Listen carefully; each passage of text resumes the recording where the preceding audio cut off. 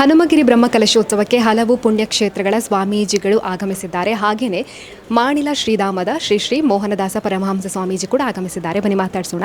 ನಮಸ್ತೆ ಸ್ವಾಮಿ. ನಮಸ್ತೆ. ವಿಶೇಷವಾಗಿ ಹನುಮಗಿರಿ ಕ್ಷೇತ್ರ ಆಧ್ಯಾತ್ಮಿಕವಾಗಿ, ಆದಿಭೌತಿಕವಾಗಿ, ಪಾರಮಾರ್ಥಿಕವಾಗಿ ಎಲ್ಲ ಸಾಧಕರಿಗೆ ಒಂದು ತಪಸ್ಸಿನ ಕ್ಷೇತ್ರ ಇದು. ಮಾನವೀಯ ಮೌಲ್ಯ ಮತ್ತು ಸಾಮರಸ್ಯ ಮತ್ತು ಐಕ್ಯಮತ್ಯದೊಂದಿಗೆ ಇಡೀ ಸುದೃಢವಾದಂಥ ಹಿಂದೂ ಸಮಾಜ ಒಗ್ಗೂಡತಕ್ಕಂಥ ಒಂದು ಪ್ರಸಿದ್ಧಿ ಪಡೆದಂಥ ಕ್ಷೇತ್ರ ಈ ಹನುಮಗಿರಿ. ಭಾಳಷ್ಟು ಭಕ್ತರು ಊರ ಪರವೂರುಗಳಿಂದ ಬೇರೆ ಬೇರೆ ಭಾಗದಿಂದ ಬಂದು ಈ ಪಂಚಮುಖಿ ಆಂಜನೇಯನ ದರ್ಶನ ಪಡೆದು ಹೋಗ್ತಾ ಇದ್ದಾರೆ. ಅನುಗ್ರಹಪೂರಿತವಾದಂಥ ಕ್ಷೇತ್ರ. ಬೇರೆ ಬೇರೆ ಯೋಗ ಸಾಧನೆಗಳು ಈ ಕ್ಷೇತ್ರದಲ್ಲಿ ಅವಿರತವಾಗಿ ನಡೀತಾ ಇದೆ. ಭಜನಾ ಸಂಕೀರ್ತನೆ, ಮಹಾಯಜ್ಞಗಳು, ಪ್ರತಿನಿತ್ಯ ರಾಮನಾಮ ತಾರಕ ನಾಮಸ್ಮರಣೆಗಳು, ಬೇರೆ ಬೇರೆ ಯಾಗ ಸಂಪನ್ನಗಳು ಹಾಗೆ ಬ್ರಹ್ಮ ಕಲಶ ಅಭೂತಪೂರ್ವವಾಗಿ ನಡೆದಿದೆ.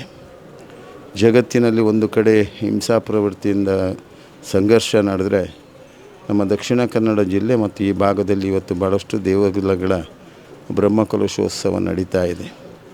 ಅನ್ನದಾನಗಳು, ಯಾಗಯಜ್ಞಾದಿಗಳು, ಹರಿನಾಮ ಸಂಕೀರ್ತನೆಗಳು, ಭಾಳ ಒಂದು ಭಾವೈಕ್ಯತೆಯ ಕಾರ್ಯಕ್ರಮಗಳು ಅವಿರತವಾಗಿ ಅನವರತ ಈ ಎಲ್ಲ ಪರಿಸರದಲ್ಲಿ ನಡೀತಾ ಇರೋದು ಔಚಿತ್ಯಪೂರ್ಣ.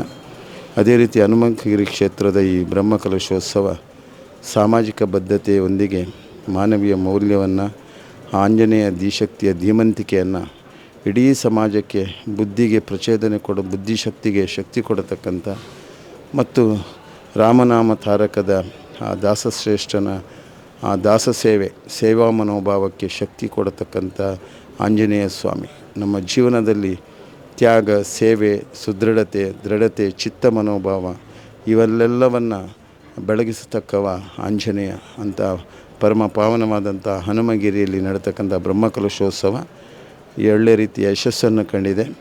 ಎಲ್ಲರ ಭಾವೈಕ್ಯತೆಯೊಂದಿಗೆ, ಎಲ್ಲ ರೀತಿಯ ಸದ್ಭಾವನೆಯೊಂದಿಗೆ ಈ ಕಾರ್ಯಕ್ರಮ ಯಶಸ್ಸನ್ನು ಕಂಡಿದೆ.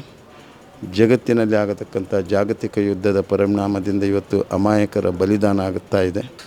ಮಕ್ಕಳು ಎಷ್ಟೆಷ್ಟೋ ಮನೆ ಮಠಗಳನ್ನು ಕಳ್ಕೊಂಡು ನಿರಾಶ್ರಿತರಾಗತಕ್ಕಂಥ ಜಗತ್ತಿನಲ್ಲಿ ಇವತ್ತು ನಮ್ಮ ದೇಶದಿಂದ ಜೀವನೋಪಾಯಕ್ಕೆ ಹೋದಂಥ ಎಷ್ಟೋ ಜನ ಇವತ್ತು ಭಯಭೀತರಾಗಿ ಕಂಗೆಟ್ಟಂಥ ಪರಿಸ್ಥಿತಿ ಇದೆ. ಆ ಮುಖ್ಯ ಪ್ರಾಣ ಆಂಜನೇಯ ಅಂಥ ಭಕ್ತರ ಪಾಶ್ಚಾತ್ಯ ರಾಷ್ಟ್ರದಲ್ಲಿರತಕ್ಕಂಥ ಈ ದೇಶದಿಂದ ಬೇರೆ ಬೇರೆ ರಾಷ್ಟ್ರದಿಂದ ಬಂದಂಥ ಜೀವನೋಪಾಯಕ್ಕೆ ಹೋದಂಥ ಸಂಸಾರಗಳನ್ನು ಸದಾ ರಕ್ಷಣೆ ಮಾಡಬೇಕು ಮುಖ್ಯ ಪ್ರಾಣ. ಅಂಥವರಿಗೆ ಶ್ರೀರಕ್ಷೆಯನ್ನು ಒದಗಿಸಿಕೊಡಬೇಕು. ಎಲ್ಲರಲ್ಲಿಯೂ ಮಾನವೀಯ ಮೌಲ್ಯ ಬೆಳಗಬೇಕಂತ ಅವಕಾಶ ಅನುಕೂಲತೆಯನ್ನು ಕೊಟ್ಟು ಸ್ವಾಮಿ ನಿರಂತರವಾಗಿ ಭಗವದ್ ಅನುಗ್ರಹ ಜೊತೆಗೆ ಲೋಕ ಸಮಸ್ತ ಸುಖಿನೋ ಭವಂತು, ಸರ್ವೇ ಜನ ಸುಖಿನೋ ಭವಂತು, ಎಲ್ಲ ಕಡೆ ವಿಶ್ವಶಾಂತಿ ಆಗಲಿ, ಲೋಕದ ಉದ್ಧಾರ ಆಗಬೇಕು, ಎಲ್ಲರೂ ಮಾನವೀಯ ಮೌಲ್ಯದ ಜೊತೆಗೆ ಸಾಮರಸ್ಯದ ಬದುಕಿನೊಂದಿಗೆ ಐಕ್ಯತೆಯನ್ನು ಕೊಡತಕ್ಕಂಥ ಸದ್ಭಾವನೆಗಳನ್ನು ಪ್ರತಿಬಿಂಬಿಸಬೇಕು ಅಂತ ಪ್ರಾರ್ಥಿಸಿ ನನ್ನೆರಡು ಮಾತುಗಳನ್ನು ಗುರುಚರಣಕ್ಕೆ ಸಮರ್ಪಿಸ್ತಾ ಇದ್ದೇನೆ. ಜೈ ಗುರುದೇವ್ ದತ್ ಅವಧೂತ್ ಚಿಂತನ್. ಸುದ್ದಿ ಚಾನಲ್, ಕ್ಷಣ ಕ್ಷಣದ ಸುದ್ದಿಗಾಗಿ.